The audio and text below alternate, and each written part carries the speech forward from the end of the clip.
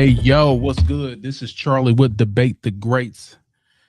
I am Charlie B. James, like I said, and I am with the Bandit Boys. What's up, my guy? What's up, brother? What's happening? We got an exciting show. Also, we got Weaponized West in the building. Salute, my guy. What's good? Happy to be back. Sorry I missed a week, y'all. It's all good. We locked and loaded. We playing the three-man weave right now. Three-man weave. And we're gonna see who's gonna score first. So yeah, salute. How was your weekend? Weekend's good, man. I won't complain. A little bit rainy, but it is what it is. It's Indiana weather. What do you do? But I'm here, ready to get it popping. Awesome, awesome. And what about you, Weaponized? How was your weekend? Hey, I got the same thing as y'all, man. Lots of rain, and it started on a damper note with that Friday night crazy game that we're gonna talk about. So it's a weekend, but it ain't the best. Salute, salute, salute. Yeah, it's gonna be nice. It's gonna be nice. It's gonna be a really nice, really nice show today. But I will say this: as far as like my weekend was fantastic. I had an extravaganza. It was a pretty much an excursion. It was a really great time, jam packed, back to back.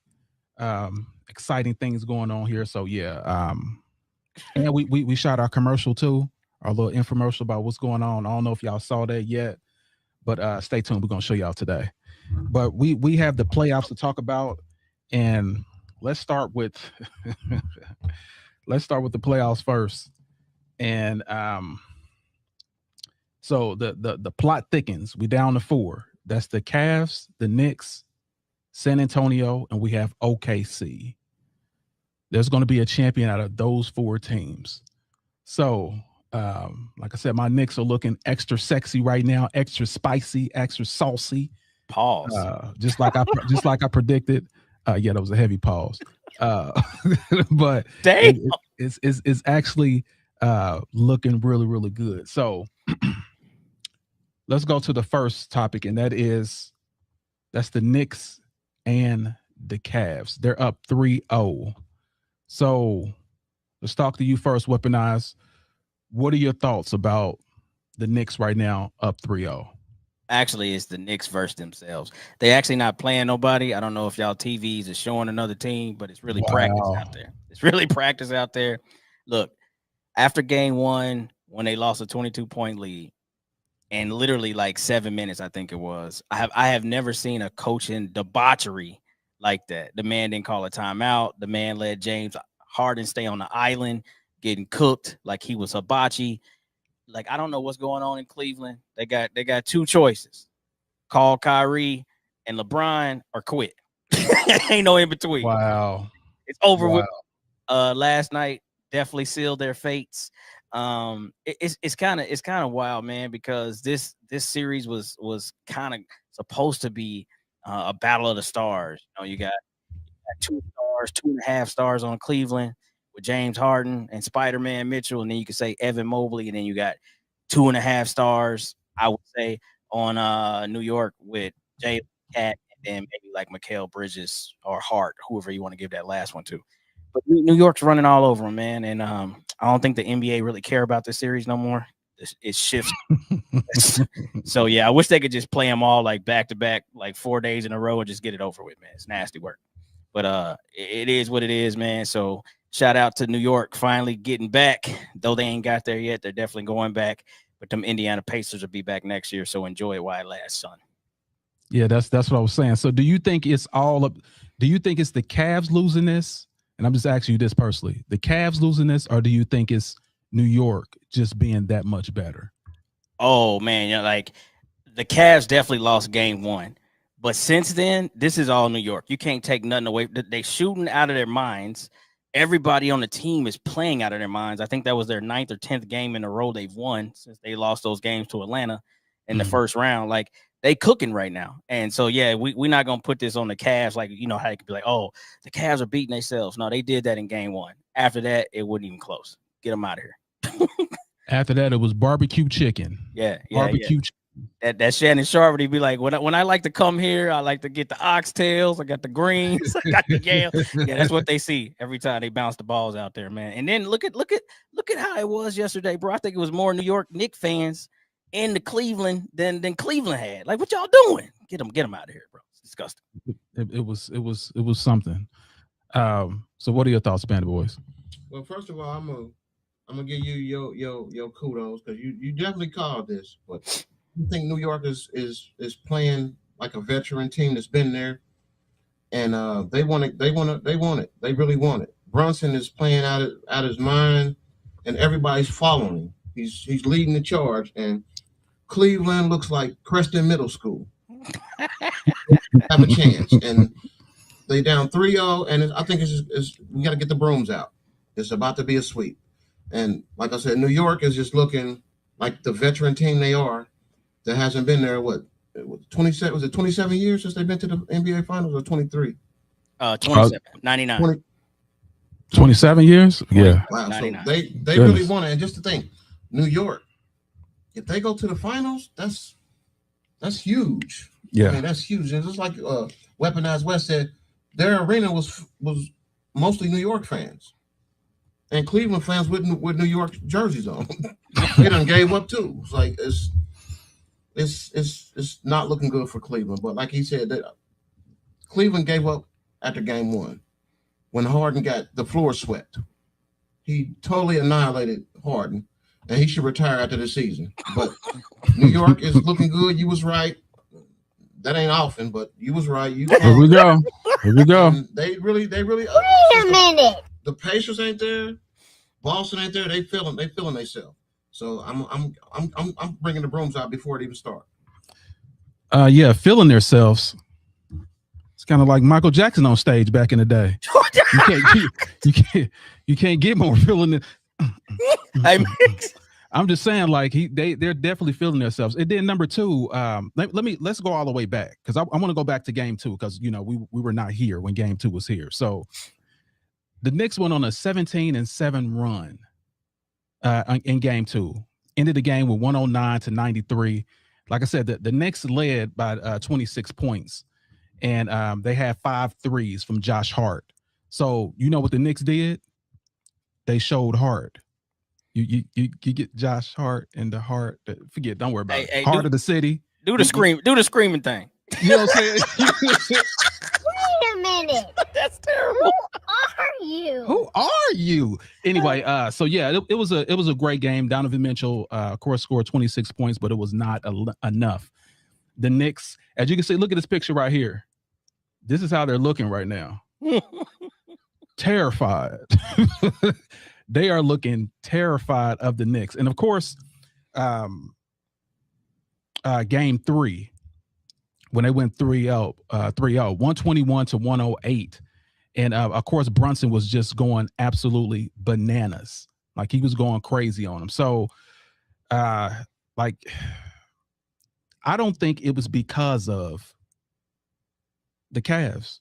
I think there's nothing the Cavs can do. This team is just deep. Pause.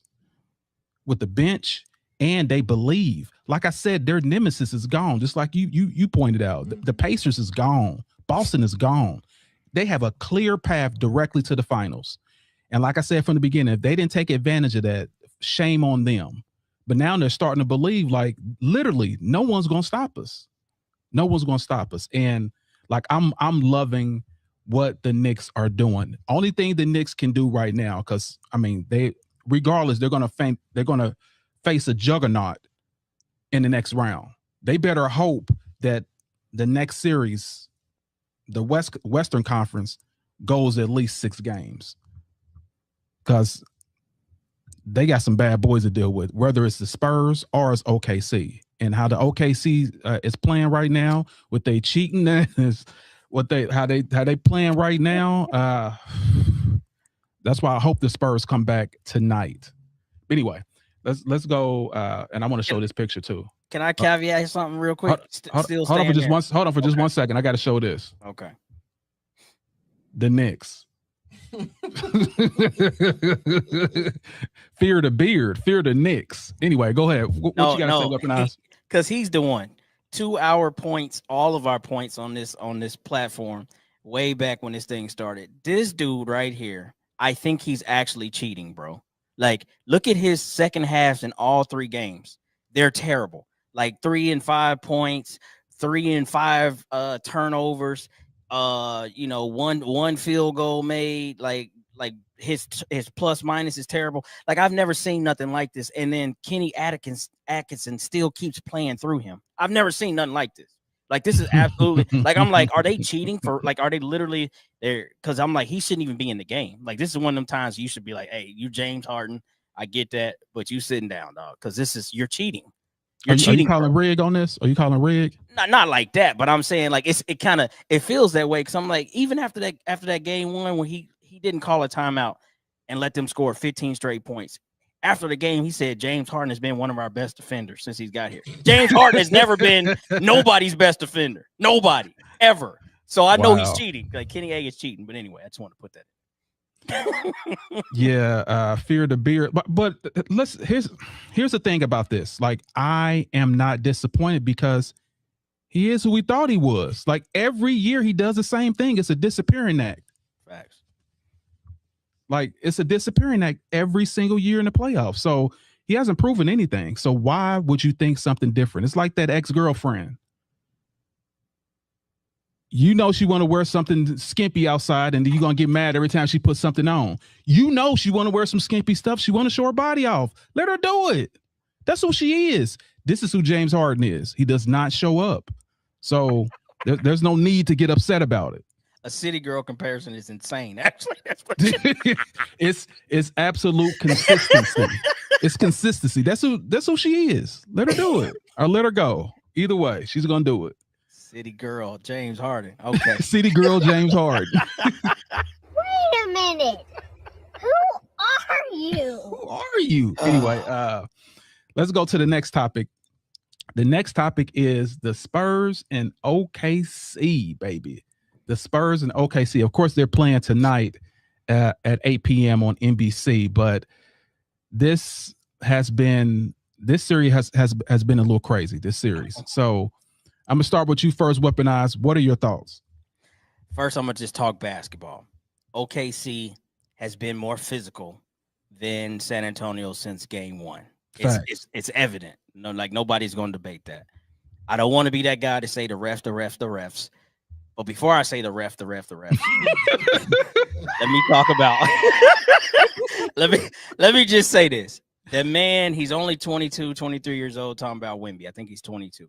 He has to understand that the only way I'm going to lose is if I contribute to my loss, meaning staying out there shooting threes, like how a Band Boy says all the time, and not allowing himself, honestly, to be beat up. Like, that's part of it, dog. You 7'4", you the biggest dude in the NBA.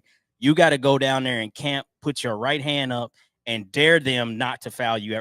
That's the only play I'm calling for the first half of this game tonight. You go sit in the paint, put your right hand up. We're going to find that thing, and we're going to dare them not to foul you, because we know they're holding you. Yeah, everything falls. Big Jeez. I'm sorry, go ahead. You're going to find that thing. You're going to find that thing. Anyway, I'm sorry, go ahead. Anyway, I'm just saying, man, he's got to assert himself. Pause. What am I doing today? Look. What I'm trying to say is, Wemby got to stop being a punk. Stop being a punk. Go play basketball and make them have to actually make the refs do their job, is what I'm saying. Because right now they're making it too easy, bro. You shooting threes, you're not gonna get nothing. But we see them hold them and doing all that. Now to the refs, they are absolutely horrible. Like, the NBA has to do something. Until somebody gets hurt, I feel like they're not going to do something, because all of this, you allow a man to shoot a basketball in such an unnatural motion where now he falls in front of a person or falls into a person and all of that. And we're looking at this like, y'all trying to draw fouls, but honestly, it's like, what about the other players out there? You got SGA stepping on somebody's ankle and pushing him off at the same time. What is that guy supposed to do? You know what I'm saying? So it's just like, until somebody gets hurt, which honestly, I feel like it's time for somebody to get hurt. Like, put Mason Plumlee in and just let him, hey, man, at this point of your career, you're here for one reason, dog. get maybe a rebound and take somebody out. Like it might be time to call that play, man. I'm just playing for real, but maybe not. But I'm just saying, man, it's terrible to watch, and the NBA for whatever reason has no problem with it. They have no problem with what they're giving us, and so for that, man, shame on them, bro. Like it's bad. We want to see good basketball, not a bunch of dudes out here contorting themselves like they in the Ringling Brothers circus. I'm sick of it, tired of it, dog. But yeah, I'm with you 100%. And what I'm saying is, like, it's no problem regarding hurting the other team other than OKC. You can't hurt them. Facts. But what Hardenstein has done, what they've been trying to do is hurt Wemby.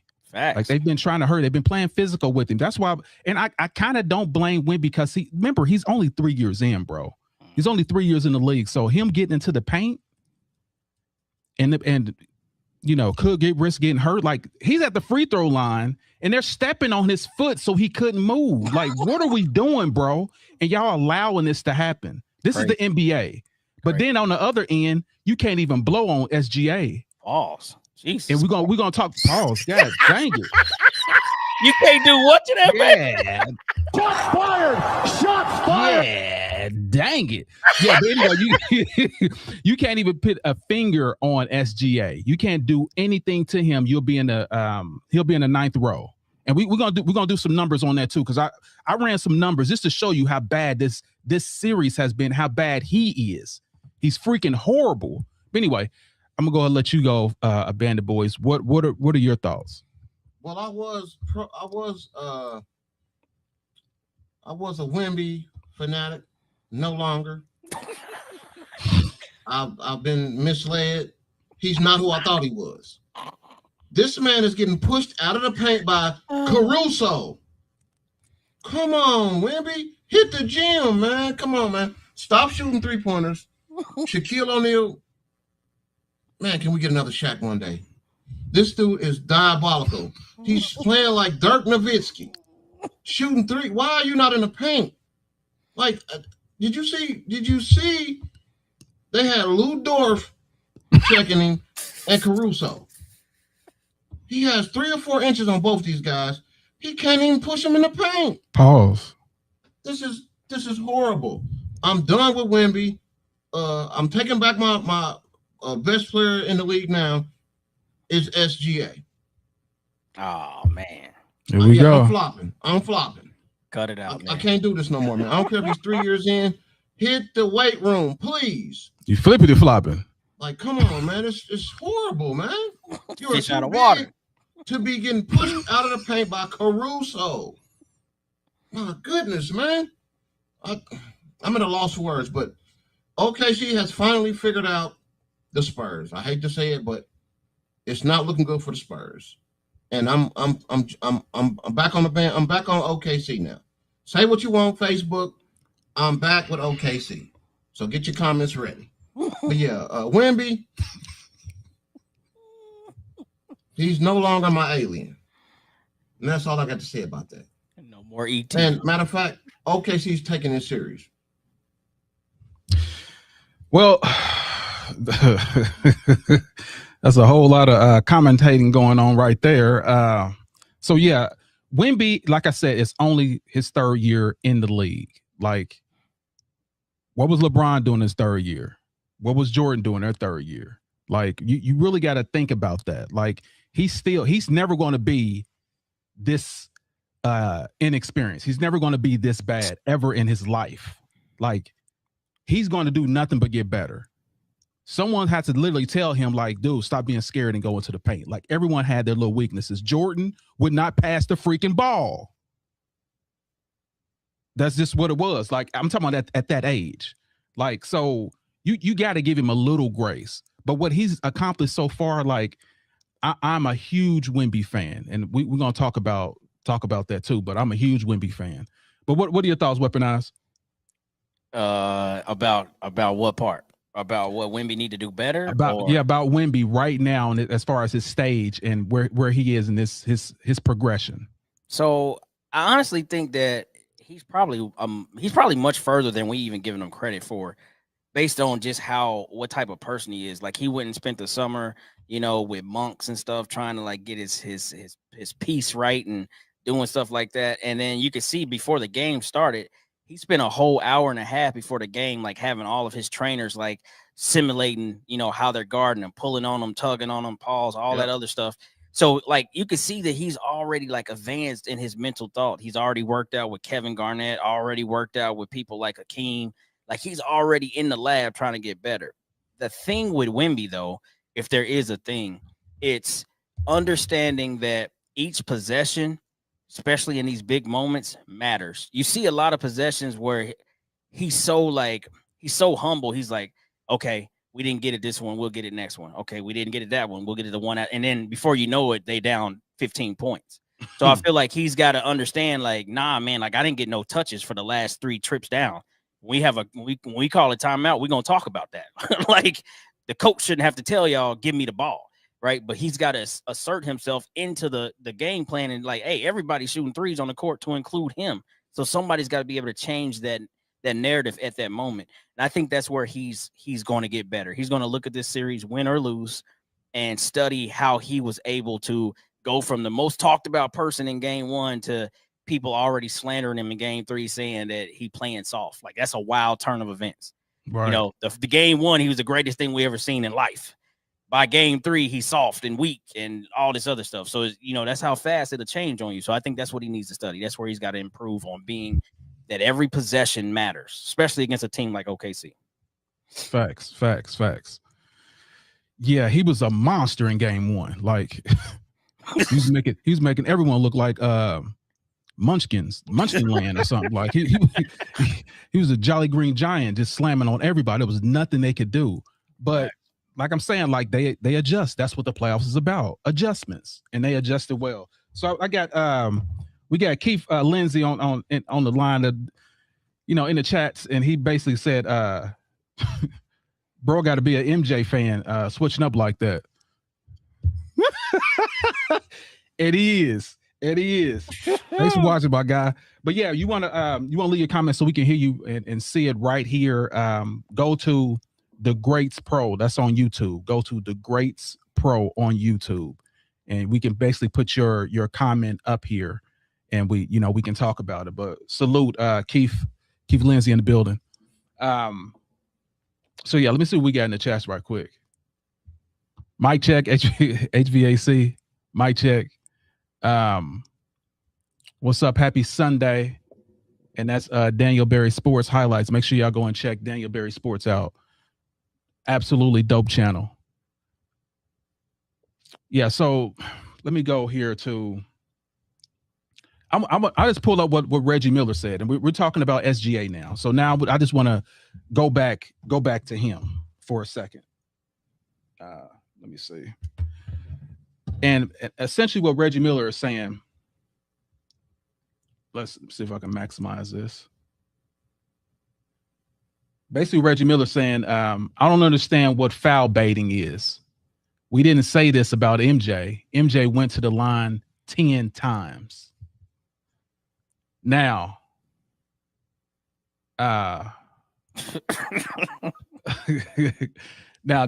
this is one of the times where I'm actually with MJ. This is a time that I'm actually with MJ. MJ went to the hole to score. That was his purpose. SGA, this knucklehead, is not doing that. He's trying to get a foul.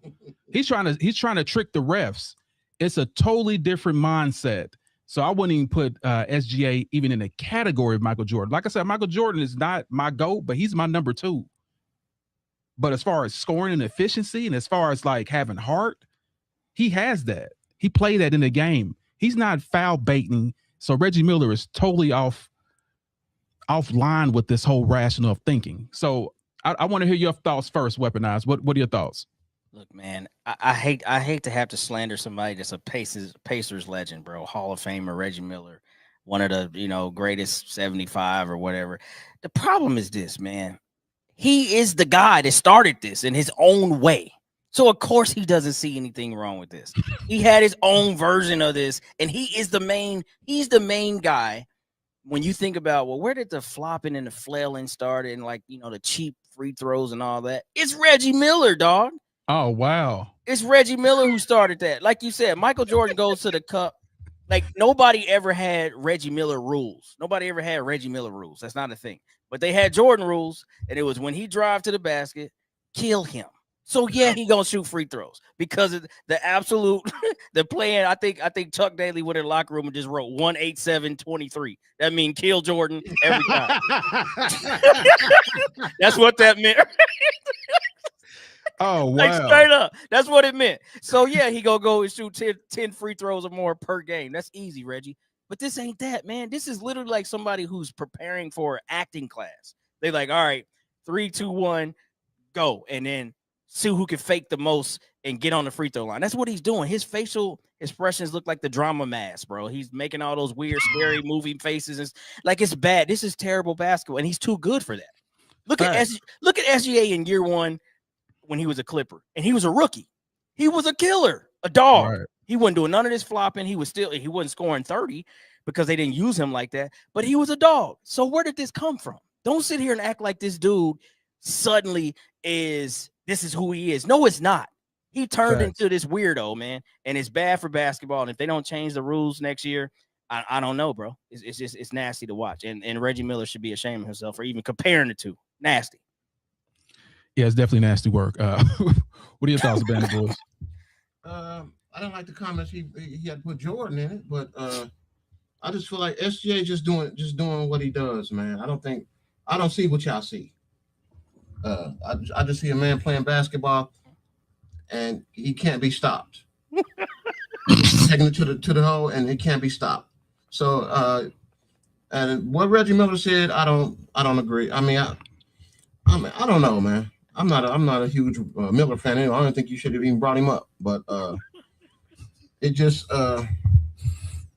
don't put MJ in none of that. MJ, like you said, MJ was going to the basket to do what he do, and SGA is doing the same thing.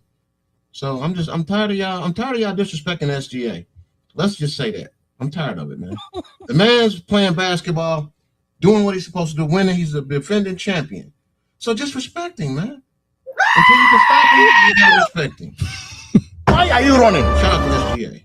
Why are you running? Why are you? You know, dang on what SGA is a. Come on, man, stop it, bro. All right, so here's what we can do to even show this. Like, so I want to let me see if it's even here. Yeah, here it is. Spurs OKC. This is falls in the playoffs. I just and shout out to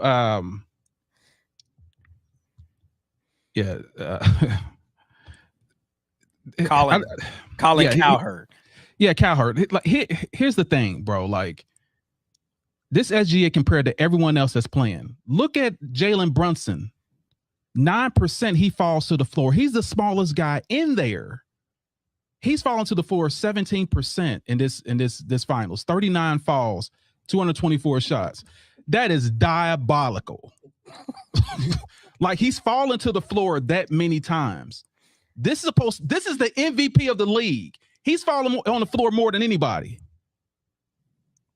He's acting just like Weaponizer was saying. This is an act, bro. He realized, I got an angle. He went from scoring 20-something points to now 30 because you know what? That's 8 points of straight fouls, faked out. And this is your king? Well, give him the Academy Award then.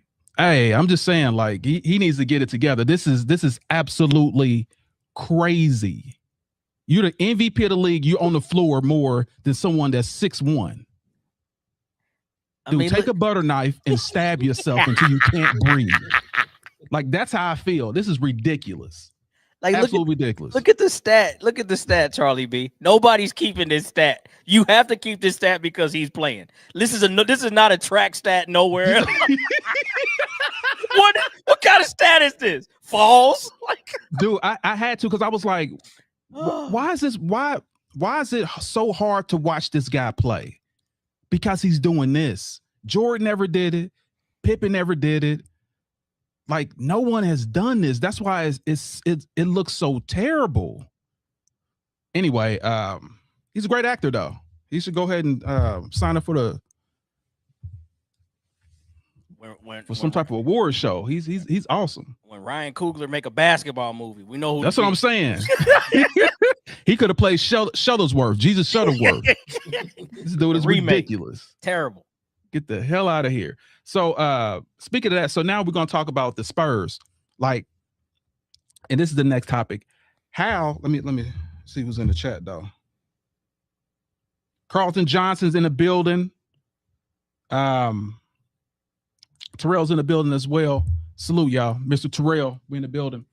So as far as like the Spurs, how do they get where they are right now? How do they get to the youngest team to be in the playoffs that make it this far, the Western Conference Finals?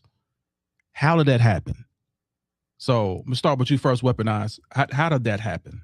I mean, well, probably the second greatest coach to ever do it behind Phil Jackson.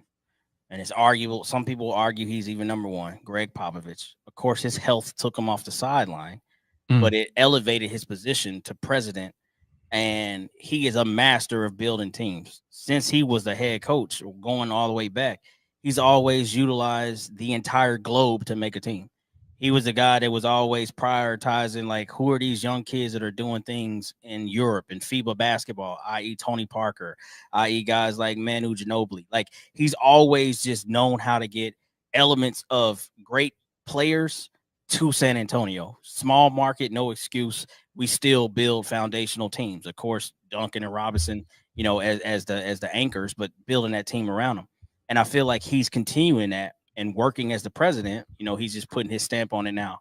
Now, the issue that with the Spurs roster, as good as they are, they only really have one true piece that's a veteran, and that's De'Aaron Fox. Because I can't even count Harrison Barnes because he's not part of the rotation in a heavy way.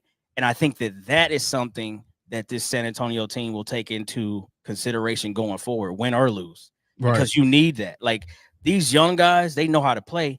But their most veteran young guy that's a starter is like Vassell. He's like 24 or 25 years old, but he's been with the team like 5 years. And we're depending on him, as you should. He's got NBA experience, but it's nothing like having like 2 or 3 guys that's been in the league, that's been on deep playoff runs, or hell, has won a championship. Now, Harrison Barnes has done that, but he's not part of the rotation no more, for real. So I feel like that's the only thing that this team is lacking, some true experience that you can count on. Like, I'm not counting on Luke Cornett. I'm not counting on Kelly Olynyk. I'm not counting on Mason Plumlee. These dudes don't play. You know what I mean? Like, they don't get enough burn. But you need somebody that's going to be in that rotation, that 7, 8, 9 rotation that has been far in the playoffs, won a championship, and is still vital to the success of the current team. And I can't give that just to Fox, because Fox has been to the playoffs, but he ain't really won nothing in the playoffs. And Harrison Barnes, like I said, he's not part of the rotation no more. So that's the only thing with that. But this is all Pop putting together a masterpiece, and they're going to be good for years. They're going to be good for years. Yeah, that's dope. That's dope. And I also I wanted to point this out too. Another reason why I think they lost in what they were, let's say game 2, game 3, like Fox wasn't there, bro. Like in game 2, Fox wasn't there. So guess what happened? Castle had to worry about it. And, Castle was, turnover monster. That's what I'm saying. So he had 9 turnovers, and then he had 10 turnovers. So that's why you need that veteran. And that's why I'm not so hard on the Spurs, because I know, like, this team in 2 years, if they keep it together, oh my God, they're gonna run through the playoffs. And like I said, but I'm gonna let you go first, and then I'm gonna go. So what do you think the reasons are for the Spurs being the youngest team and up in the Western Conference Finals? Like you said, it stems from Pop, the coach. He went from coaching to behind the scenes. Now he's masterminding the team. He knows who to put with who. He knows what great players are and what they need to be successful. He's always put the Spurs in a place to be able to compete every year. So I mean, he's like I said, he's a hell of a coach, and now he's a hell of a, what is he, the GM now? No, he's a president. Vice president. Vice president. Or I think he's the president. I think he's president of basketball. They couldn't have picked a better man. Like, he knows the Spurs inside out. He's been with them forever. And I'm glad they did keep him around to do that. And I think the resume is what kept him around. You know what I mean? If he's not the coach, why not put him behind the scenes? And look what he's done. He's back in contention.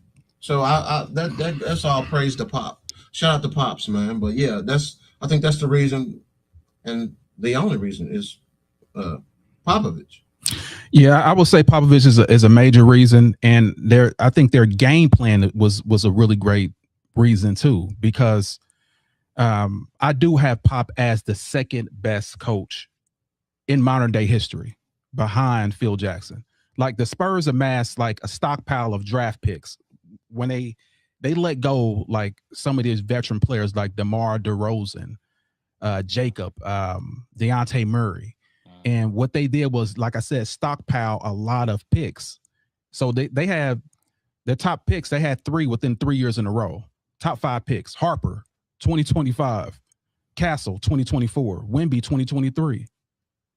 All from the draft. And that is the sexiest thing ever. Like, they let go all their veterans and say, you know what, we're going all in to build on Wemby. And I've never seen a team amass this many picks, this many great picks, and pick the right players that mesh with each other. I've never seen this before. So kudos to their front office. If it is Pop, hey, he popping them. I will say this, PP. Shots fired! Shots fired! He popping them. Anyway, I'm sorry. Go ahead. No, I will say this. I think it rivals Sam Presti with that first OKC build when you got, KD, Russell, and then Harden, Young, back to back to back. I feel like that was pretty insane.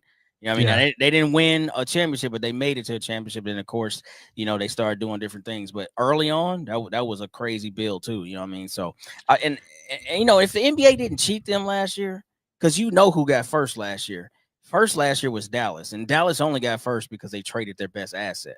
But they could have had Cooper Flag. Imagine Cooper Flag. Yeah, we all imagine Cooper Flag in San Antonio with Wemby. Boy, oh, dude, it would have been disgusting. Because they had to take Dylan Harper too. But imagine Harper's that. Nice too. Harper's nice too, Castle, though. Don't get me wrong. No, he is. But Stephon Castle, Flag, and Wemby, hey man, that would have like shut the whole league down. Did y'all see that dunk that Castle did on Hardenstein? Hey, right there, he should have fouled himself out. He already had 13 fouls anyway, but that should have been the technical that sat him on the bench. Yeah, that was absolutely a flagrant disgusting. 3. Nasty. Yeah, nasty work. But yeah, so what we're gonna do is, let me see who's in the chat. What we're gonna do is go to our. We're gonna start doing. We're doing something new now. We're gonna do the beauty of the week. So we got a lot of fellas here, married or not. You still appreciate beauty. If you don't, take a butter knife, stab yourself.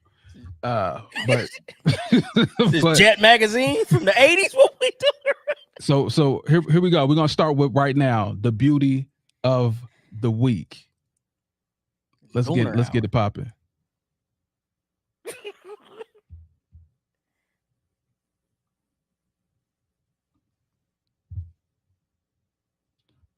Let the body roll.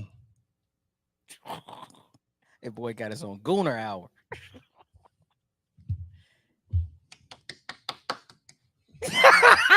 Listen, if that ain't sexy, I don't know what is. But we had to we doing this whole beauty of the week at least once a week. Oh man. Yes, I do apologize for anyone that doesn't like women.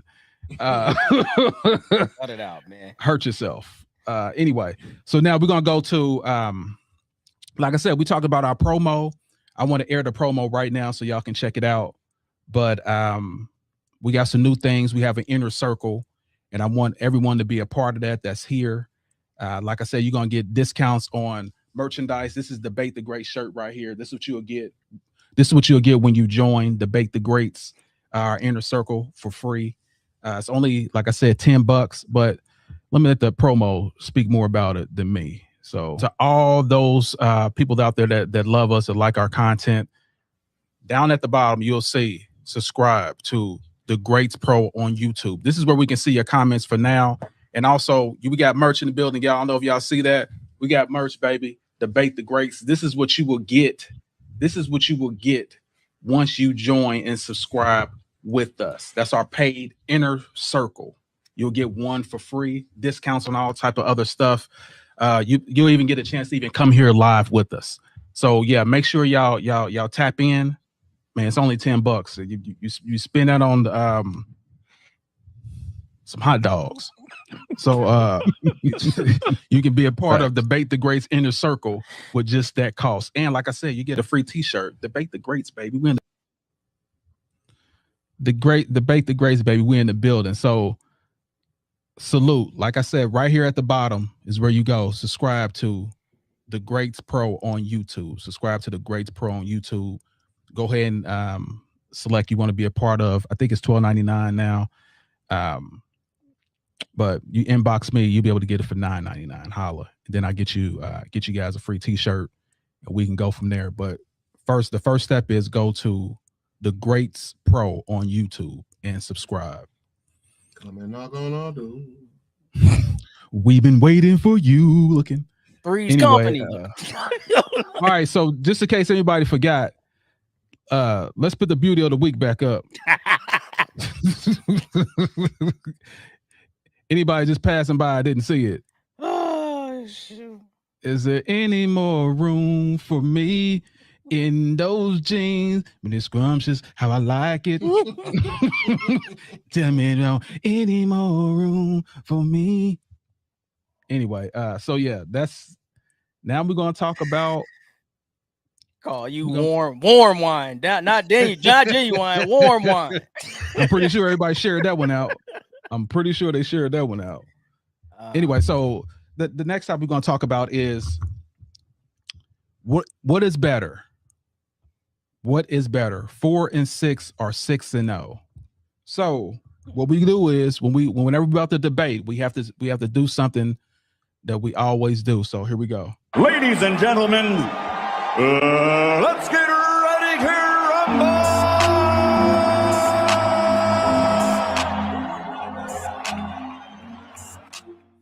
Let's get it. So I'm gonna start with you first, Weaponize. We're going with you first because you are the Jordan souvenir having career following the goats of goats. That's yours. Tell me, make your case why 6-0 is better than 4-6. Okay, man. The first thing people talk about is LeBron went to, I think, 8 straight finals. Of those 8 finals, I think he won 3. He won 3 of those first ones. However, Michael Jordan went to 6 of 8 when he started going to finals. The only ones he didn't go to, he was out of the game. And then he came back in a half season. And of course, we know what happened. They didn't win. But then he picked right back up with another 3-peat. So I'm gonna keep it a buck, man. This is simple for me. A great player has done what LeBron has done before, just hasn't won as much as LeBron. Jerry West is 1-8 in the finals. That's the logo. He went to the finals all the time and won 1 stinking time. Now, LeBron has won 4 times, so you got to give him that, but he still has a losing record in the finals. That takes nothing away from what it takes to get there. But just getting there and not winning, like, it doesn't propel you into another stratosphere of greatness. It just says that you were a really solid player and you kept making it to the big game, but you didn't win it as much as you lost it. That's what that says. 6-0 says you beat everybody. Everybody lost. It don't matter who showed up, you lost. 6-0 will forever be greater than 4-6. And I'm sorry, because if it was 7-3 and 6-0, I might have to lean that way. But 4-6, man, that's a losing record. 1-8 got you the logo. So LeBron is definitely in line to get the next logo because they like losers on their chest. So there you go. Wow. He should get the next one. Y'all just got to pick the picture. Which picture you gonna pick, Charlie B? Which photo of LeBron you want for the logo? That is wild. You want this one? They only pick logos. That's ridiculous. Okay, got you. That's it, man. That's it. Pretty straightforward. Okay. Is that it? That's it. That's all I got. I don't think it need to go any further than that. Oh, and of course, 6. You know, he got all the MVPs too. I mean, everything you wanted out of a champion, Mike did that on a bigger stage. And I know that y'all. I know that you care about the players, so we're not going to sit here and act like they don't count, man. But it's not the same, bro. I know you know that. It's not the Scottie Pippen and Dennis Rodman is never the same as Dwayne Wade or Kyrie Irving or AD. It's just not the same. Dwight Howard and Ron. It's not the same. Come on, man. Cut it out. I do want to say this before I let the Bandit Boys go. Now,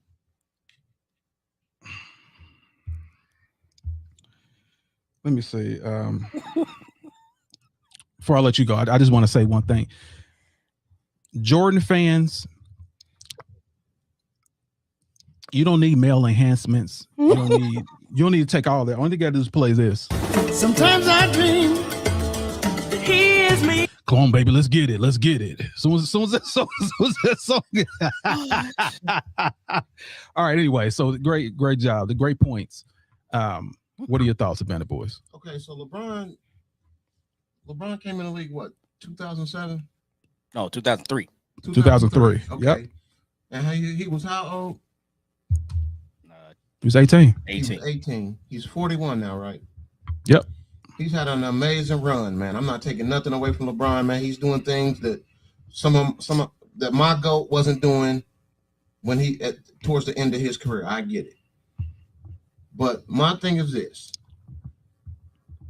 4 and 6. I'm not impressed. Diabolical. You went to the finals to what? To be there? Wait a minute. You went there to be there. 4 and 6, okay. You went there 10 times, okay. You won how many times? Can you read it? 4. 4 times. Horrible. To be considered a GOAT. Matter of fact, to call yourself the GOAT. That's where my problem is. You called yourself the GOAT. You just delegated, I'm the GOAT. The hell with your peers, I'm the GOAT. No, you're not. 6-0, Michael Jordan has defeated all odds every time in the finals. He didn't just go to eat breakfast. He made the breakfast and ate it. What the? Nothing else to say. 6-0, 4 and 6. You do the math, Facebook. Jordan the GOAT, the greatest to ever do it. And LeBron is number 3 behind Kobe. I said what I said. Next. Okay, let's talk about this Kobe thing first, because before I even dive into that, like we need to dispel this bull crap immediately. What you mean, man? What do you mean? What I mean? Let me explain to you. Kobe has 5 rings, right? How many of those was he a Robin? Don't even. I want you to think about it first before you respond. How many was he a Robin for those 5 championships? 2.5. Number two. How many times did he win MVP? He automatically discredited from being in the GOAT conversation. Automatically. Just those 2 things alone, he's out, because Jordan and LeBron has that. Let's just keep that real. And what years did was Kobe reigning reigning over that he was the best player in the game? 1, when he won an MVP. The rest was LeBron was in there and Shaq was there. That's my problem with Kobe. There's and on top of that, let's start about how he started his career. Kobe got a Rookie of the Year. You do know LeBron and Michael Jordan have a Rookie of the Year, right? This is baseline to be the GOAT. You have to start out being good. Kobe disqualified. I love him to death. Rest in peace, my guy. But no, you don't even qualify to even talk about GOAT. You can't even say bad. Cut it out. I'm just saying, like, that's ridiculous. Even talk about Kobe Bryant. I love the dude. I love him personally, but dude, you there's baselines you don't even cross. So he can't say nothing, dude. Stop it. Wait a minute. All right, so now let me go ahead with my case. Your Honor, I am here. I promise to tell the truth and nothing but the truth, Your Honor. What I'm about to give you is straight truth in game. Bailiff, take him into custody. Listen, why 4 and 6 is better than 6-0. I'm going to show you right now with numbers. Here we go. I'm talking about 4 and 6. I ain't even talking about the better player. I'm just saying 4 and 6. Hey man, we don't get no graphics. Why you get graphics? You be cheating. Only thing I'm trying to tell you is this is what you do when you host the show. So let's go directly to NBA Finals games. First of all, I want to show you who's the better player in the finals. And I just want to put this up here, this graph, so y'all can take a look at it. There'll be no misunderstandings or anything. So 40-point games. Who scored the most 40-point games? 7. More assists, 10. Rebounds, 23. 60% from the field goals. Who did more in the finals? 5. LeBron. Steals. Who has 3 steals a game in the finals? 10. Blocks, 5. Triple doubles, 8-0. So who outperformed who as far as like in the playoffs? Let's just make that clear. It's LeBron James. He outperformed Michael Jordan. Period. All right. So we starting with who did the most. I just want to dispel all that first. Now we're gonna go to who was the most efficient down the line. When the game was on the line, who was more efficient? Let's just take a look and see. Let's see buzzer beaters. Jordan has 3. He's 5 for 11. Go ahead shots in the playoffs. We're talking about playoffs. Buzzer beaters for LeBron, he has 5. He's 6 for 13, 46%. I'm gonna do my math, so I think 46% is better than 45. So that's just, we're just talking about that there. So now we're gonna go to competition. This is why LeBron James, this is why 4 and 6 is better. You can literally see right here, Michael Jordan's competition, who was all American, who was all defense. Will you please look at who's all NBA, all defense right here? He played more. He played better competition. So, and I'm gonna end with this last one right here. Now, if we can see all the stars here, here's who Jordan faced. Here's who LeBron faced in his playoff run. The reason I will say 4 and 6 is better than 6 and 0 is really simple.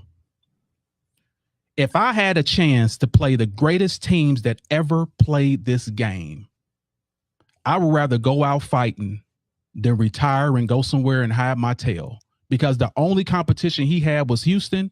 And every time Houston was in the finals, Jordan decided to retire. That was his only competition in the 90s. That was his only competition. LeBron played straight through. He played more all-stars, the tougher teams, the tougher dynasties. He went out and fought. I don't care if I'm in a fight and I'm going to fight. I'm going against the greatest competitors that ever played this game. I'm going to go out swinging. I don't care if I lose or win. I'm going to go out swinging. I'm not going to quit. That's why he has a 4 and 6 record. I played against the best ever. The best teams that was ever assembled. I played against them. And I played dynasties. You know what a dynasty is? Let me explain what a dynasty is. A dynasty is a team that wins 3 or more championships. LeBron faced a team with 3 or more championships. 7 out of 10 times he was in the finals. How many did Jordan face that won three championships? Don't give me this crap that, oh, he stopped them from winning. No, he didn't. The competition was inferior. He was the only super team in the 90s. So what great team did he go against in the finals? There was none. I look great beating preschoolers. You put me on the floor against a preschooler right now, I will dominate. And me saying I'm the greatest player ever because I dominated preschoolers doesn't mean I'm the GOAT. You gotta even if you say you're a Jordan fan, you gotta notch him down for his competition. You have to. That 6 and 0 ain't pretty when you facing nobody. So he's not facing nobody. No great teams, not the players. He faced really great players, but the teams. I'm just showing you with the stats right here. Like 4 all-stars, 4 all-stars, 4 all-stars, 4 all-stars. This is where you're being disingenuous. Okay, I wasn't finished. So you okay. I didn't impede on yours. I let you talk. I didn't encumber. I didn't do any of that. I let you have your space. I need a buzzer to operate. I need my space to operate. Wait a minute. I need a buzzer. Okay, go ahead. you? Okay, I need my space to operate. So what I'm saying is this: it's very, very simple. The reason why 4 and 6 is better because I played the best ever. I mean the best teams ever I've played. And I lost some and I won some. But I went out there and fought. I didn't run and hide. I didn't retire 5 times. I went in gambling debt. I wasn't smoking cigars, chasing fast women. I stepped up to the challenge. And that's why 4 and 6 is better than 6 and 0. Now you have the floor. Go ahead. Get on weaponized. This is the problem that I have because you want to land on who Mike actually played once he got to the finals. I get it. That is the last series. But you never really want to talk about his battles with Detroit early on to get there, his battles with the Knicks to get there. We never want to discuss that. Who in the hell did the Miami Heat play besides the Indiana Pacers twice in the Eastern Conference Finals for LeBron to keep making these finals? And then when he went back to Cleveland, oh my God. Are we going to talk about the Toronto Raptors as a threat? These are the teams that he's beaten to get to the finals. Who did LeBron James? The Washington Wizards? My guy. The team that he beat?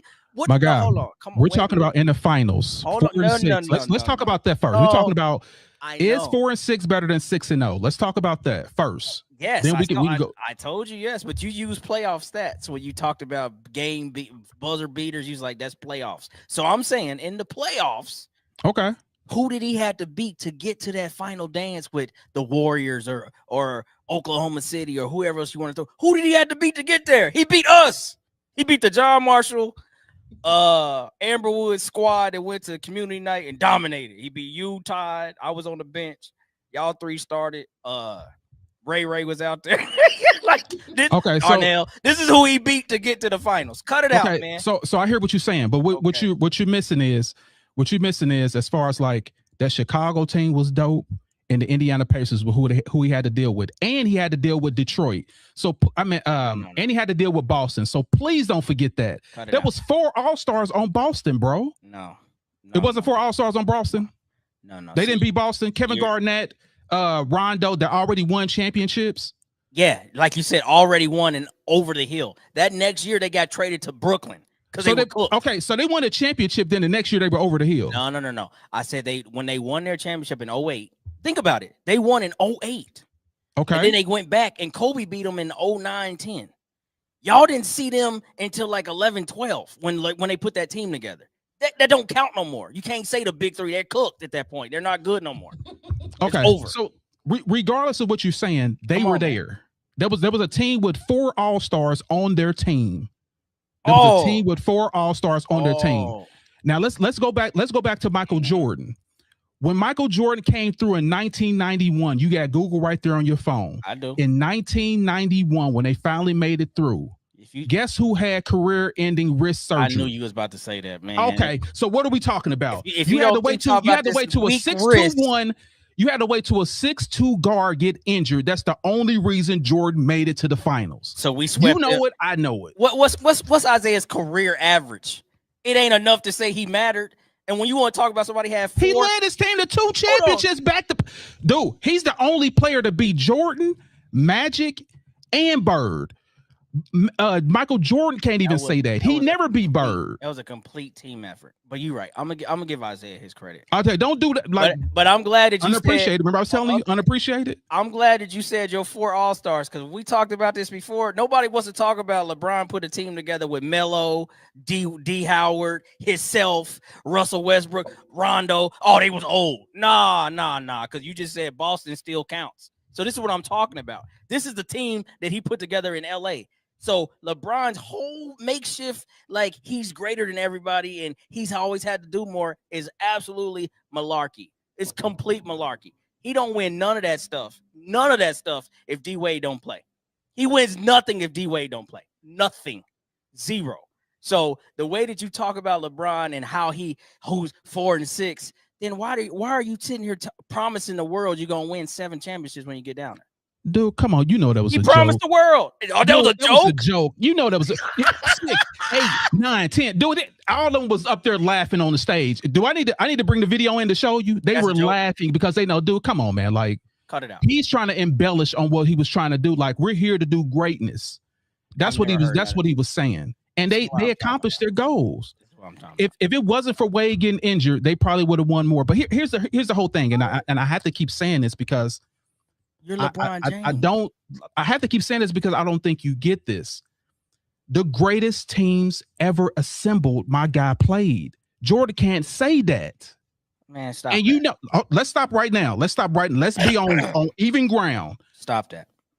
Okay. That Kevin Durant team isn't the greatest team that was ever assembled. The Boston Celtics that beat Jordan as a rookie is arguably one of the greatest teams ever. And I don't care how you look at it. Oh, they ain't talk athletic. About those stiff, unathletic. Bro, stop. Come on. See what I'm saying? See what I'm saying? Look it up, though. You got Google. You got to look it up. They are arguably one of the best teams ever put together. You can't look at something like, oh, that's a black and white TV, and then I got HD. That's what you're doing right now. That's disingenuous. Okay, what's disingenuous is we both know that when you're in the 90s and the 2000 athletes, the 2000 athletes are 20 times better than these 80s athletes. You know it, I know it. So cut it out, bro. That Celtic team wouldn't be able to get water for the Warriors. Come on, man. 20 times more athletic. That don't make them better. Yes, they're faster, they're bigger, they're strong. If you doesn't make them better basketball. Dude, in anything, in basketball or in boxing, the bigger guy, the more athletic guy will win. Will beat a smaller guy anytime. If their skills are the same, an athletic person will beat them, period. And don't forget even that the size difference is bigger. Okay. Kevin Durant has a small forward. Who's checking him? Larry Bird? See, and I knew you was about to do that because that's where everybody want to go. But if that's the case, if you can say that right there. Who's checking Steph?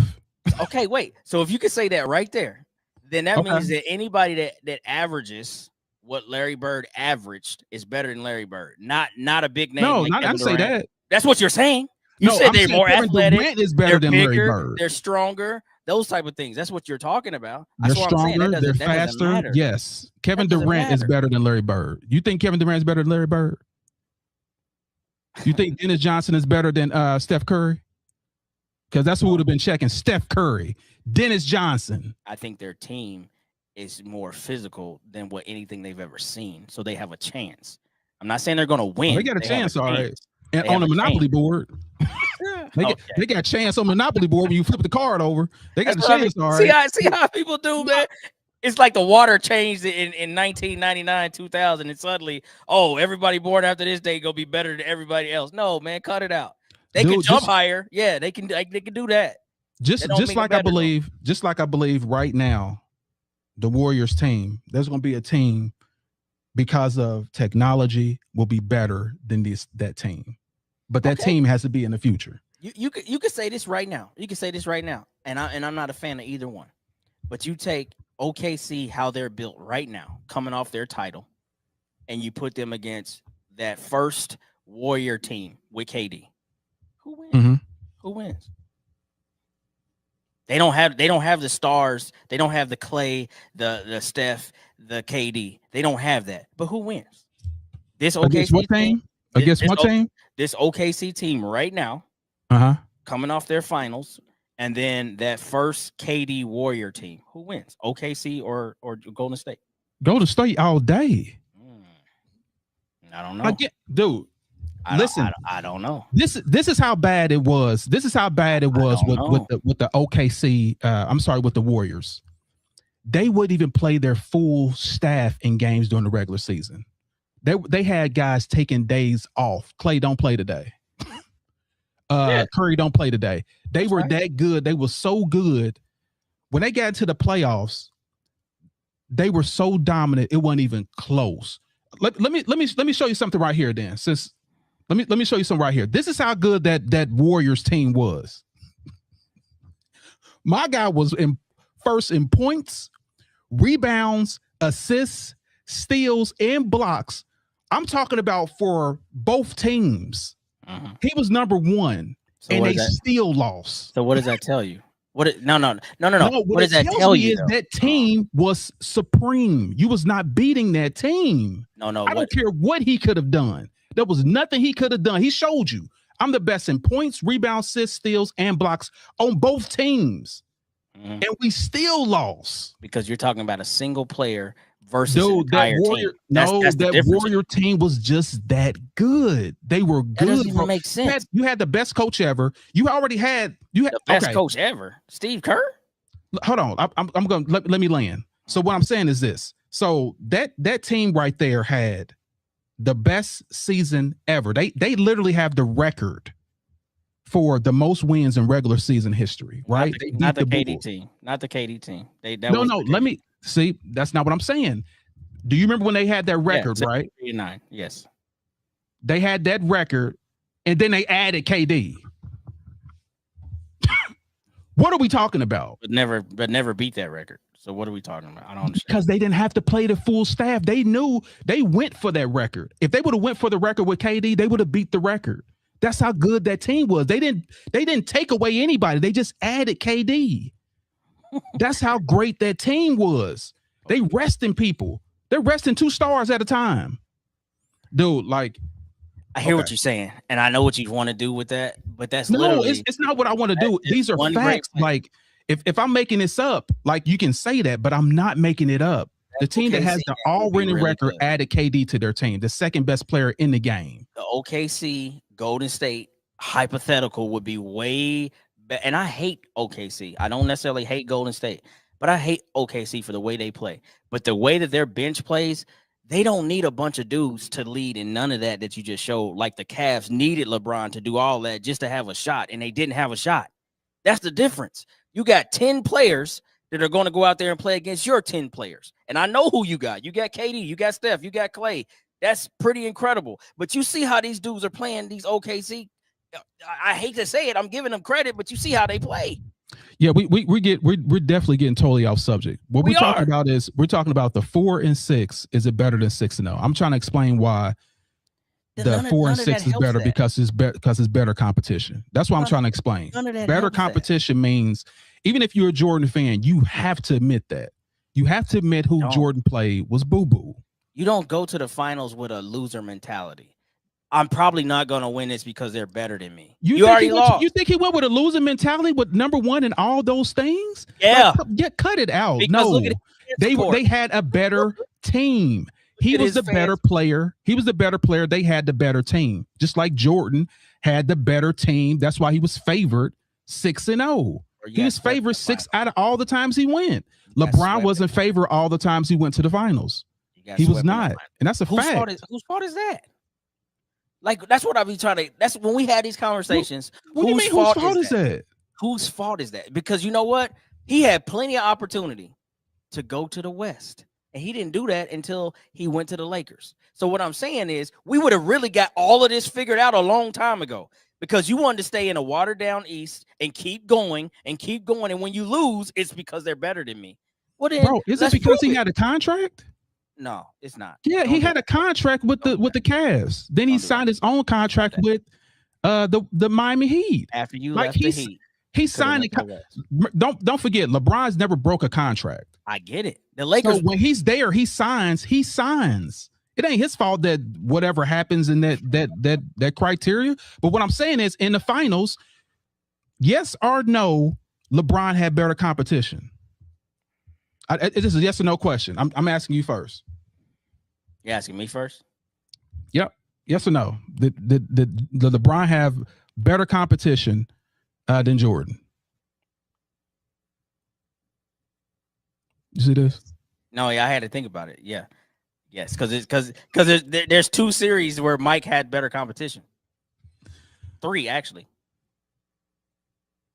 Give me the Lakers, give me the Suns, and give me that Seattle team. Give me those 3 teams as more difficult competition than playing a non-KD Warrior squad. Give me that all day. Steph and Clay is who you worried about. You talking about the team with 1 all-star on the team? Who? My Suns with Barkley. And you got a defensive player, but you sitting there with 4 all-stars on yours. See how you do? This is no, I'm just saying, like, dude, you can't say. What does that have to do with anything? We both know the Suns. Whoever Jordan played was outgunned. We know this. Whoever Jordan played, he outgunned him. He had a better squad than that team. No, he did not. What team was better than Jordan's team? What year? Please tell me. The first 3 Bulls teams was not nothing to be like, oh my God. No, they were not. You had Jordan and Pippen. Horace Grant is an all-time 11.8 rebound guy. Cut it out, man. John Paxson is not some like lighted up guy. Cut it out. Here's what you're missing, though. Bill Cartwright is a starter? What? Here's what you're missing. This is what Jordan figured out. I wouldn't even say Jordan. I would say Phil Jackson. This is the mastery and mind of Phil Jackson. He said, I know Jordan is a dominant scorer. I know that. So what I'm going to do is I'm going to surround him with the best of everything else. I'm going to give you the best rebounders of the game. That's who he had. And listen, on his 6th run, he had Horace Grant, which is top 10 right now in as far as rebounds for their career. No, Number 1 rebounder. Don't do that. 3-point shooters. He had the best 3-point shooters. He had Scottie Pippen that was all around, the best all-around player in the game. This is who he had. Then he had the 6th man of the year on the bench. Then you had the greatest coach that ever played the game. So yes, man, like that team was stacked more than GD's in Chicago. They were stacked. Look it up. You can Google it. And listen, if he didn't have Horace Grant, he had Rodman. I'm gonna just do this. The greatest ever. 1990-91, first time they win it, or the 91 season. The guys that led the league in the rebound. I'm just gonna give you the top 4. Yeah, David Robinson, Dennis Rodman for the Pistons, Charles Oakley for New York, Karl Malone for the Jazz. Horace Grant ain't nowhere. That's what I'm trying to tell you, bro. I said top 10. I didn't say top 5. We not. Did you hear me say top 10? I said top 10. Who cares about top 10, bro? It doesn't matter, man. Nobody cares about top 10. It does matter. We care about top 1 through 5 max. I'm showing you how the team was structured. Like you're in like if you want it to be more than what it is. If you say to me regarding LeBron James, hey, that 2011 series, man, you know, like he got his butt whooped. I'm like, you're absolutely right, he did. But you Jordan fans, y'all don't admit anything because y'all don't admit anything. You want it to be more than what it is, and it's not, bro. That first 3-peat, that team was not. There's not a Hall of Fame roster. You have Jordan and Pippen in literal role guys, not dudes that did anything exceptionally. You could talk about what Paxson shot well from the 3. He didn't shoot a lot of them. He didn't shoot Steph Curry number 3s. He didn't shoot that many. He, as far as percentage wise, he was the best in the game. He was top 5 in the game. And you want to know why? Hold on, let me explain. Like you talking, I let you talk, bro. Let me talk. So what I'm saying is he's the best in it. What Phil Jackson's genius was, he found out who's the best in the game and surrounding around Jordan. That's how he did it. The best 3-point percentage. Jordan's going to get double teamed. He don't have to shoot a lot of them. Only you got to do is be wide open when I throw it to you. That's all you got to do. That's it. And the rebound, when I shoot, guess this. Like, remember I said top 10 of rebound. And when I shoot, just get the ball and give it back to me. Okay, man. What the fuck? Vernon Maxwell, Danny Ainge, best defender, 6'9", and I'm going to check the best defender. I'm 6'9". Oh, man. So Vernon Maxwell, Danny Ainge, Terry Porter. You know who those are? The top 3 3-point shooters in 1990-91 season. I don't know what we're doing anymore. Like, that's what I'm saying. I'm sorry. You said the top 3? The top 3. Which means do me a favor, scoot down to 1998 since you're looking up numbers. Look up 1998, Steve Kerr. 1996 when Jordan. Look and see who the top 3-point percentage shooters were. Since we're gonna look up the numbers and you think I'm not that's when they was trying to build it and make it. But like I said, Jordan got lucky because we both know Magic Johnson is no offensive threat. This is 1991. We both know Magic is no offensive threat. But you know who was? James Worthy. And that's who went down in the playoffs, and that's why they end up winning. So Jordan got lucky. Look, man, I know you want this team to be more than what it is. I'm only giving you facts, bro. Only I can do is give you facts. Let me see what we got here in the chat. I can only give you facts, bro. Them are not facts. Suns were better than the Bulls in 1993. Y'all gotta be smoking. You're smoking heroin. So there was only one person that was on that team. And listen, not only that, I am a Barkley fan. This is the reason why I started hating Jordan, because he beat the Suns. The Suns were outgunned. Period. No, because they were outgunned, bro. That's why what was the series? 4-2? They won 4-2? It's because Michael Jordan averaged 43 points a game. But Adrian, I got you in here. Keep back and forth. Jordan will change their mind. Yeah, I'm not trying to change anybody's mind. I'm only spitting facts, bro. Only thing I can give you is facts. Don't make facts though, Charlie. What is it? Facts that they have more. They have. I'm sorry. The 1996 had more All-Stars than Barkley did. That they won outgunned. That you got who you got Westphal as the coach going against Phil Jackson. You got Barkley going against Jordan. That's a wash. Who else is going to beat Pippen? Who else is on that Suns team was going to stop Pippen? They had Dumas. Do you mean the crackhead that went to a rehab for being a crackhead? Yeah, but what they got to do with get out of here, basketball? Bro. Get out of here. Y'all are super tripping. Y'all people, like, if you let people tell the story, Michael Jordan was on some Monstars type team, and he was not. He was not. Like, I'm gonna tell you this. This is the part that drives me insane. Who's the best rebounder in today's game? If you just had to think off the top of your head right now, who's the best rebounder in the NBA? I don't even know. That's what I'm saying. But you know why? Because not that it doesn't matter, but it's probably because that person is attached to the same person that's scoring a lot too. What I'm trying to tell you is somebody that rebounds the ball is not a superstar. Dennis Rodman rebounding the ball is not a superstar. You're missing the whole thing. It's not about being a superstar, bro. That's what y'all be talking about. No, it's not a super team, bro. In the 90s, if I already got somebody that scores, that's the best scorer in the game, why in the hell would I want to put more scorers around him? What I would do is get someone that's the best three-point shooter. What I would do is get somebody the best rebounder. What I would get is someone that's the best defender. That's what I would do with a player that can score the way Jordan could. And that was smart. That was efficient. That's why I looked that way. We can't do that, man. That's why I looked that way. But anyway, as far as like the winner, I'm gonna go ahead and crown LeBron as the winner of this. Oh, and we're gonna have Jordan go ahead and bow down to the king. You know what I'm saying? So as far as 4 or 6 is always better than someone that's playing terrible competition. Dictatorship, bro. But here's the thing though, like, since Jordan was like, this is your goal, he's so great. When did he ever do anything like this? When? What is that? Listen, man. Just give me one season when he did anything like that. Because LeBron did it twice. I'm so tired of this. Because what he was going against. That's what I'm talking about, competition. We're rewarding someone that does this. When you talk about because he has the greatest competition. You guys was playing Smurfs and Smurfettes and two things though. He-Man and LeBron probably is the better all-around player because he's going to touch, but that doesn't make him better than Mike at all. Because it's not just about scoring. It's about scoring, winning, and dominating. You can dominate and show me that right there and still lose. It doesn't add up. Because of the competition. No. You're saying exactly what I'm saying. So it's because of competition. So I can dominate preschoolers. I can do that. I can dominate preschoolers all day. Me at 48 years old, I get on basketball court right now. You put me on the floor with a preschooler, I will make myself look like Jordan.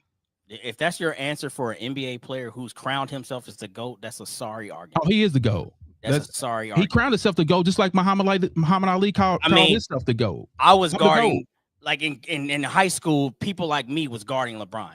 So, of course, he's going to dominate. Nobody talked about that.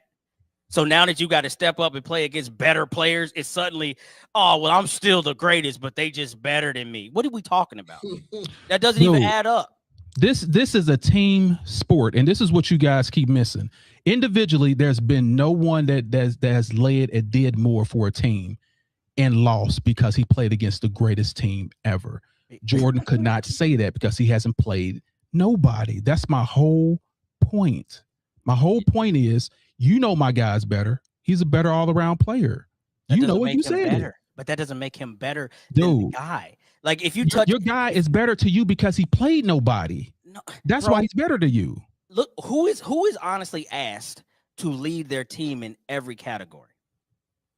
Who else could? No, see, you're about to make you're about to make my point. You're about to make my point. You said no. You said ask. He asked. He did this because there's no one else could do it but him. No, on his team. That's the difference. That's definitely not because this has happened before. Big O, he did this. Oscar Robertson was the first one to do this. So what I'm trying to tell you is just by having those numbers right there, that's amazing. But no, it's not amazing. You are a key reason in how this team is built for why that is what you have to do. This is what you asked for. And when it doesn't work out, then you want to go back to this and say, well, who did he have? This is what you asked for. You asked to go out there and beat everybody because you want to be the GOAT. Put a better team around you because you had opportunity to do that. We heard Magic Johnson tell a story in LA how he had an opportunity to do that, but he wanted Russell Westbrook. That's just an example of why he's in a situation like this. You get no pass, bro. You get 0 pass for that. Good job. You lost. Then you blame Russ. Then you it's lost. Russ's fault. You lost. How about get a team where you can focus on maybe 2 of those and not 5 of those? And then maybe you have a better opportunity. That's his fault. Okay. So you don't think out of player empowerment, him deciding to do whatever he wanted to do, that's what he wanted to do? Yes. No, it's not. It's what he had to do. When you go back to Cleveland, it's because of the competition. It all comes right back down to the competition. It always does. Because if Jordan could do all of this that LeBron that did, he would to win because we know who Jordan is. He would do whatever it took to win. But you know what? He never had to because his competition never made him do it. CB, let me ask you this. He never had to rise to another occasion and do something because he was never forced to. CB, let me ask you this because you say this. He played all his contracts out. You're right. So when you go back to Cleveland and you know you're going back to Cleveland with Kyrie and K-Love and you know probably and you know who's waiting for you. That's Steph Curry, Clay, Draymond, and the team they got over there. Do you say to yourself that's enough to beat them before you sign the contract? Answer me that question and answer it unbiasedly because you chose that. So answer me that. Okay. You saying Klay Thompson was over there. I'm sorry. Who did you say again? Who was over there? So, of course, you already have the Warriors that are already built. That's Clay, that's Steph, that's Draymond. This is before KD comes. Correct. So when you leave Miami and you say Cleveland, I'm coming home, and you know that's Kyrie and K-Love, you're directly putting yourself in that situation as LeBron James being the best player in the world. Are you telling yourself that offseason, this team right now is better than Golden State? We can beat them. Please tell me he said no and still signed the contract. Please tell me he said that. You ready for the answer? Yeah. Because I'm about to lay it on you. You ready? Pause. Don't lay it on me, but tell me. You ready? You ready? All right, here's the reason why. That team would have beat that team if Kevin Love and Kyrie didn't get injured. That's your motherfucking question. Wait a minute. Who are you? That team went all the way to listen, I let you talk. That team went all the way to the finals. Love got injured and Kyrie got injured. That was enough. So what happened in 2016? Stop. No. You asked me a question, I answered it. Now it's my turn to ask you a question because here it is. Those two got injured. His 2 best players got injured. It was only him and Dellavedova. Dellavedova playing the whole team of Golden State. So my question to you is, what could he have done if those 2 players got injured? If your 2 best players got injured, just like this year, his 2 best players got injured, what are you supposed to do? Run and retire? Like Jordan did? Or you going to sit out there, you're going to fight? Because that's what my guy did. He fought. I'm going to tell you why that's he lost, because he was outgunned every time. That is the difference between a GOAT and someone that just sits there and just, I'm in a lead. I'm just going to do whatever I do because I got the best team. I'm gonna tell you. That's the difference. I go out there and fight. That's why I'd rather lose fighting than be some type of punk that go out there and run. Anytime. I'm gonna tell you. I will always bet on that. I'm gonna tell you why that's cap. Because always in 2016, you come back with the same healthy team. Why they down 3-1, and then the series doesn't change until Draymond Green, who I hate, the best defensive player in the league now at the time, and the glue guy, the best glue guy, 6-man, all that other stuff. He misses a game from halfway on, and then he's suspended a game, and suddenly it's 3-3 with Game 7 on the line. So what's different in that scenario? Did they win? Did he come back 3-1? No. You're not. What's different? That's what you in said that about Jordan. Did he win? What's different in that scenario? Did he come back 3-1? You just talked about hurt players and why it mattered, and then I just gave you a reason when a hurt player changed the series. Why is that different? Dude, Draymond Green did that to himself. He didn't say, "Hey, hit me in the balls, please." Draymond Green did that to himself because you can't control yourself. Just like LeBron said, he said, "We got them, bro." Why were y'all down 3-1 then? 3-1. We got them. Why would you be down 3-1 and say only team to come back 3-1 and won it? Only thing I'm saying is it would have been the same conclusion if Kyrie and Love was healthy the year prior. They would have been down 3-1. It was enough. It was enough to win. So LeBron knew exactly what he was doing. Then these niggas added KD. So then what are you what supposed to do about that? But you still got three. You still got 3 All-Stars and 3 All-Stars. That's what you got. You got KD, Clay, and Steph. You got Kyrie, Love, and LeBron. And when it's an even series, guess who wins? When it's an even series, guess who wins? LeBron every time. I don't know where you got that from. They lost. Okay, well, I'll let you know. They lost. when it's an even series and my guys is healthy, I'm gonna win. I'm gonna win every time. But anyway, let's get to the best player because we're gonna wrap it up because we're already an hour 30 in. So this is what we gonna do every time. You see this? We're not gonna do this every time, but we once a month we will be doing this. Trust me.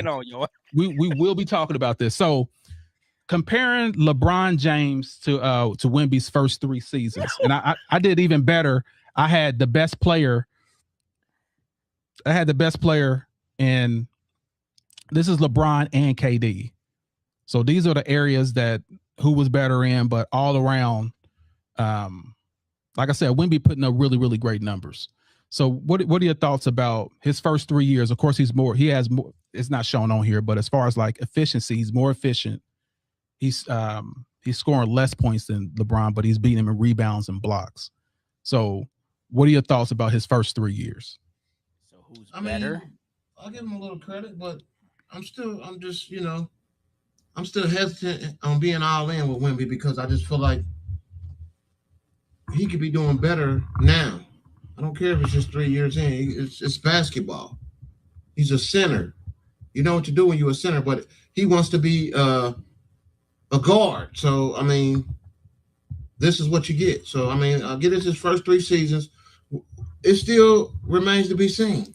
I'm not all in on Wemby yet. I'm just not. And that's all I got to say about that. Okay, Weaponize, what are your thoughts? It's just tough because of the position swing is so different.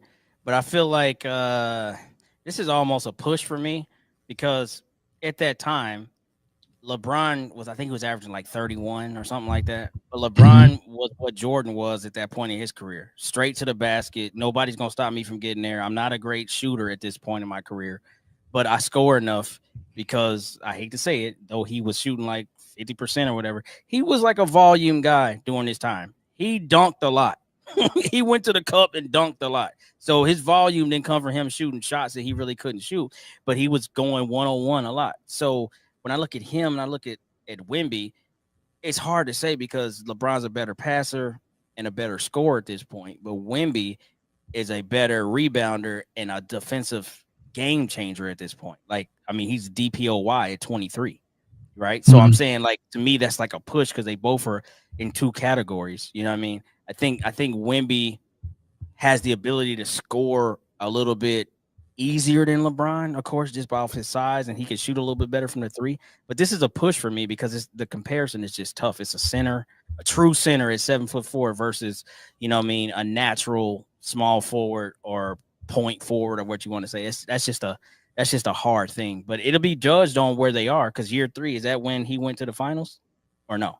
Or is that year 4? Year 4. Year 4. Okay, so I mean, if we're going to throw that in there, I mean, they both touched the conference finals though, right? At this point, didn't LeBron make the conference finals and he lost? Yep. Okay. All right, so yeah, so we got that comparison at least. So I just think it's this is harder. Like if you're doing Shaq versus Wemby or Shaq versus, or I mean Wemby versus Yao or something like that. But I just think it's hard to compare to LeBron. My thoughts on that. So I'm gonna give it a push. I'll give it a push. Well, my thoughts is a little different. Usually it is. So they're both phenoms, and you know, as far as like their sports, they were both aliens. Like there's never been a player like LeBron ever. I don't think there's ever been a player like Wemby. He gets judged on because he has these skill sets that guards have. And because of that, they're like, oh, the dude can just do so much. It's kind of hard to be like, hey, just sit under the basket. And I get why now. Just sit under the basket when I have these skills. I can shoot a 3. I can go between the legs. Like, he has so many weapons that it's hard to say, hey, put that gun in the holster. Use your karate. Like, no, dude, like I can do it all. Like I can kick you in the face and I can shoot you while you falling down. Like he just has so many weapons, and he hasn't learned yet when to pull out a weapon for the job. Like there's no need to have a gun out on someone that's 6'1". You could just punch him in the face and knock him out when you have more skills in. Like he has to learn that. And I believe once he learns his skill set, and when he learns when to pull something out, when not to, when to shoot a 3, when not to shoot the 3, when to go to the hole, when not to go to the hole, he's going to be unstoppable. And like I said, he has a case to be the GOAT, period. He has a shot right now to be the greatest player to ever play this game. Like with his height and the things that he can do, he can be all defensive player. I mean, he can be defensive player of the year every year for the next 6 years if he wanted to. I don't see anyone doing anything to stop this guy. When you're in the paint, your shot's going to get blocked. Wemby is like, he deters a lot of people. So he's effective both offensively and defensively. So that's just my opinion. I just think he has a shot to be the GOAT. And I think what y'all doing is, well, especially at Bandit Boys, prematurely jumping ship. These numbers is crazy. And he's not going to do anything but get better. I hope so. Yeah. I mean, you're right. He's going to get, but I think what we don't give him the truth and the matters for is like his body. And I'm not even talking about him getting hurt. Like he doesn't have the athleticism like LeBron has. Like he'll never be what Giannis is. Where Giannis is literally like an athletic freak where he could be fast, he could slow it down. Like he's always going to move in that gangly manner. So when people be like, he should just be able to do this and do that, like, yeah, he can do some of that because of his length. But like if he moved like Giannis, they would have to shut the NBA down. They literally shut it down. They'd be like, this shit is over. Excuse my language. They'd be like, we about to go ahead and start a ping pong tournament because there's no point in playing basketball. If he finds a way to look like Giannis and move like Giannis in the next 2 to 3 years, then he's truly an alien. Because that's what's wrong with him now. Like he can't, when people talk about Caruso, well, Caruso is faster than him laterally. He can't get by him. You know what I mean? Like he can't. That's what I'm saying. And so like that's something that I don't know if that'll ever change with his just the way he's made. But if it does, oh my God. Like with that when he get done. Might as well play paper football for the championship because it ain't gonna be worth playing basketball. Facts. Like I don't see anything, but let me do a special shout out to who's in the building right now. Make sure you guys come to and I do want to say this. So let me pull this up here right quick. I'm gonna give you a shot. So Caesar Grant, what's up? You're in the building. Salute. Also Kathy Fisk in the building. Salute. See y'all. Make sure y'all go to, like I said, subscribe to the Greats Pro right here at the bottom. The Greats Pro on YouTube. So what are your thoughts? I'm pretty sure Giannis wouldn't have a problem posting up Caruso. And I ain't talking about I'm talking about posting him up. Caruso was literally pushing him out with one arm and he couldn't get past him. That's diabolical. Hit the weights, Wemby. I'm not gonna say it again. Lateral movement. I'm hitting with lateral movement. That's what that lateral movement is something. He's probably not as strong, but everywhere he turns, he's there, and he's right there at his legs. Run him over. Okay, I'm done. Anyway, so we're gonna end today. We're gonna get the final thoughts, and let me start with you first, Weaponize. And we talked about a lot. First off, the Cavs are a middle school squad. Shout out to Knicks. They're going back to the finals. Let's just get that over with tomorrow and move on forward. OKC Spurs about to kick off here in probably like an hour and a half. We'll see if there's adjustments being made. What I do know is the NBA has a very mysterious way of sprinkling their sauce into these games. Scott Foster is the referee. Need I say more? Extended 2-2. The extender. The extender. 2-2. And there's a Google leak that already shows game 5, 2-2. So yeah, it's weird stuff. The script is out. So yeah, hopefully it's a better game. Hopefully San Antonio asserts themselves tonight and don't get pushed around. Then what was the next topic after that, CB? Next topic is beauty of the week. Boy, you ain't gonna get me in trouble. Gooner. Look, anytime. Yep. All the grown-ups hit a body roll. Shit. Oh my God! Like I said, to all those. Never whine over there. Yeah. So now we're talking about Jordan. Well, 4-6 was better. 4-6 better than 6-0. I mean, I think this is straightforward for me. We had a great debate, and I appreciate that. And it's not even about 6 being it's the fact that when you get there, they fear you. They know they can't beat you. LeBron shows up, and they be like, that's not a problem. Take the trash. Shots fired. He leads in every stat. That's cool. W for us. Next slide. What we got next, CB? All right. So the last one was as far as like the best player. We're talking about Wemby against So LeBron, like I year said, 3. yeah, I'm gonna stick with it. To me, it's a push, just because you're saying that the NBA had not seen versions of human beings like that at that time. We've seen tall players, we've seen big and strong players, but just they're freakishly athletic. And when you talk about LeBron, and then some guy that's 7'5" who can do everything and move a certain way, though I think that moving a certain way it still has to improve. If he becomes Giannis in the way that he's able to move, like I just said in the last segment, then he will be absolutely impossible. And the NBA might have to move the goals to 12 feet or something, because it's going to be unfair. But until then, he's got a lot to figure out, because to y'all point, Caruso, Lou Dort, anybody that's 6'6" and below should not have any kind of effect on what you can do offensively. And suddenly they do. So I feel like that's a problem. So it's a push. Who's better at that point for me? Great show, though, boys. Great show. All right. What are your thoughts, Bandit Boys? Cavs and the Knicks. Cavs have no chance. It's over. They're going to get swept. Get the brooms out. Shout out to New York and Brunson.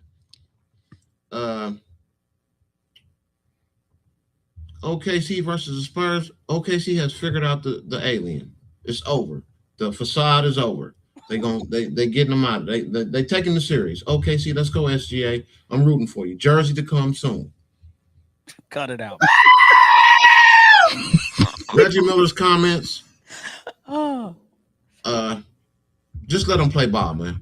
Let's just let SG play ball, and he's on tap to win a back-to-back championship, which hasn't been done in forever. What we got? 4-6, 6-0. 4-6 and 6-0. It speaks for itself. 6-0 is better than 4-6. And if you say different, you a goofy. Next, best player. We like you said, 2 phenoms, but I gotta go with LeBron on that one. Easy, no problem. Wemby, go to the gym. You work out. That's it. No, we gotta go. What is it? The baddie. What was it?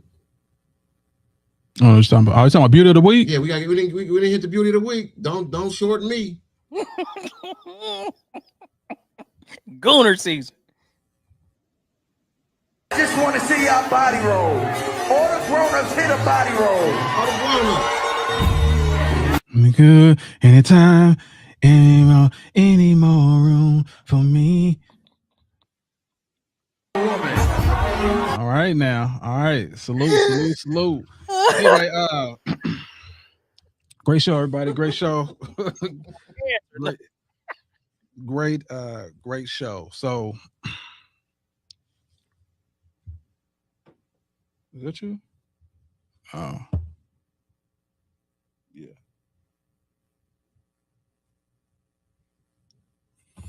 All right. So go on to me. Go ahead and do what I have to do, what I do when I do it. But as far as like NBA playoffs, it's in the game. As far as like as far as like the Knicks and the Cavs, the Cavs are gonna get nicked in their calf. So it's a wrap. As far as like the Spurs and OKC, let's tie this up. Wemby, do your thing, bro. As far as like what Reggie Miller said about SGA, it's completely different because SGA is a foul merchant. He's going for a foul. He's trying to get fouled. Jordan was not trying to get fouled. He was trying to win and dominate the game. So that's the difference between the two. As far as like how the Spurs team was built, I forgot to tell you about that. My bad. It was through the draft, and of course, Pop was a huge component to that. And as far as like what's better, 4 and 6, I mean, the proof's in the pudding. We already know when you have better competition, you go against better competition, there is going to be a chance of you losing. Have you ever played NBA 2K on difficult mode? You could lose because the computer cheat like a mud. So that's one of the things. If I played it on easy, my probability of winning is greater. That's what 6-0 is. Your probability is greater if you're going against inferior competition that could be even scared of you. And they don't have enough to fight you. And you have the best coach. And you have the best rebounds. The boys 3-point shooters. You have the best all-around player. You have the best bench player. You have the best bench. You have the best player going against the Utah Jazz. That's all I got to say about that. So as far as like the winner between Wemby and LeBron James, I will definitely say at this stage, Wemby. Wemby is doing a lot more defensively, down and back the floor, all that. Like I said, he could be the GOAT, the alien GOAT. So yeah, as far as like is there any more room in those jeans? I just want to know if there's any more rooms in those jeans. We're gonna keep this beauty of the week going because obviously I'm feeling sexy. So I don't know about nobody else in here, but I'm feeling pretty good. Pretty good in the hood. So anyway, put everybody back on here. And just want to say this. Great podcast. It's always great to get heated. I love this. I love the intensity. I love the fire of it. And I know our people that's watching love it too. So I'm gonna leave y'all what I always leave y'all with. That's win today, no matter what obstacle come your way. Set goals and achieve it. And for the haters that want to hate on you, make sure you give them something to hate on. And remember, always keep God first. And we are out. See you.